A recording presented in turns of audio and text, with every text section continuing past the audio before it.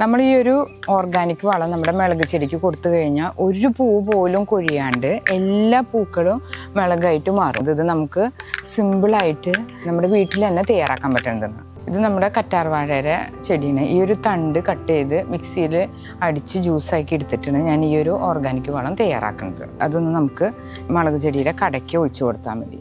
15 ദിവസം കൂടുമ്പോൾ നമ്മളിത് ചെയ്തു കൊടുക്കണം. ഇതൊന്ന് സ്പ്രേ ചെയ്ത് കൊടുത്താൽ മതി. മഞ്ഞപ്പ്, മിലിപെഗ്, ഫംഗസ് ഇൻഫെക്ഷൻ ഒന്നും വരാണ്ട് ചെടി നല്ല ഹെൽത്തി ആവാൻ. അപ്പൊ നമ്മൾ സ്പ്രേയറിൽ ചെയ്തത് കറ്റാർ വാഴയുടെ ജെല്ല് മാത്രം എടുത്തിട്ട് മിക്സിയുടെ ജാറിലിട്ടൊന്ന് അരിച്ചെടുക്കുക. അങ്ങനെ ചെയ്തെടുത്തതാണ് നമ്മളിപ്പോൾ സ്പ്രേ ചെയ്തത്. അപ്പൊ നമ്മുടെ പച്ചമുളക് വീഡിയോയിലൊക്കെ പറഞ്ഞുള്ള പോലെ ചെറിയ ചെറിയ വളങ്ങൾ ചെയ്യുമ്പോൾ ഉണ്ടായ മിളകുകളാണ്. ഇതൊക്കെ നമുക്ക് പൊട്ടിച്ചെടുക്കാം. അത് കറക്റ്റ് സമയത്തിന് പൊട്ടിച്ചാൽ നല്ലോണം പൂക്കളും മുളകും ഉണ്ടാവുള്ളൂ. പച്ചമുളക് കുറച്ചൊക്കെ ഞാൻ പൊട്ടിച്ച്, ഇനിയും കുറേ പൊട്ടിക്കാണ്ട്. അപ്പൊ നമ്മൾ വീഡിയോയിലൊക്കെ പറഞ്ഞ പോലെയുള്ള വളങ്ങളാണ് ചേർത്തിട്ടാണ് ഇത്ര അധികം മുളകുണ്ടായില്ല.